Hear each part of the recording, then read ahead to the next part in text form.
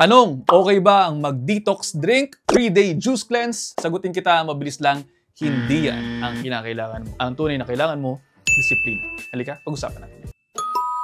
Tingnan mo, ang katawan mo may sarili ang detox factory. Ang tawag dyan, liver, kidneys, even your lungs, your skin, at your gut. Sila po yung mga tahimik lamang na nagtatrabaho ng 24/7 para linisin ang sarili mo. Pero anong ginagawa natin?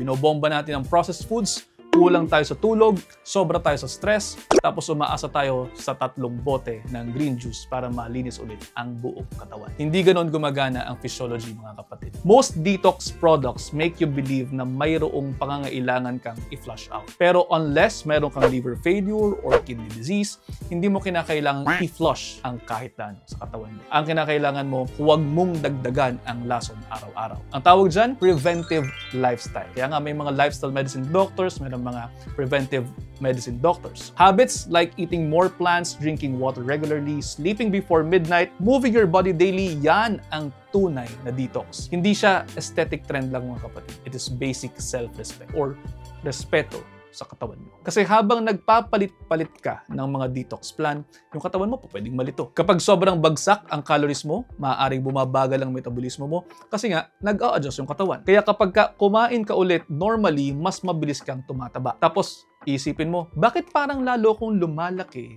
Nagdi-detox nga ako. Well, ang totoo niyan, kapatid, kasi hindi mo tinuturuan ng iyong katawan ng consistency. Puro quick fix lamang, walang follow-through. Hindi dapat ganoon. Kinakailangan, ang tunay na cleansing ay hindi sa bote, kung hindi sa iyong behavior. Yan ang tunay na kailangan mo. Clean up your schedule.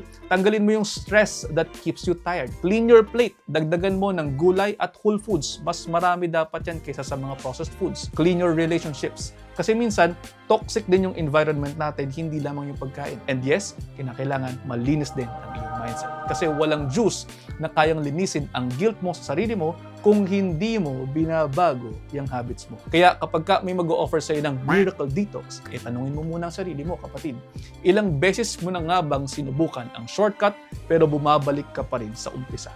Baka panahon na para subukan yung mahina pero tuloy-tuloy. Disiplina. And if you want any help building that discipline, ito po sa aming klinika, pwede namin kayong tulungan. Tutulungan namin po kayo mga pasyente namin na magbalik sa healthy rhythm with your nutrition, movement, at guidance from real doctors and not fad diets. So paano? Sana po may natutunan kayo dito.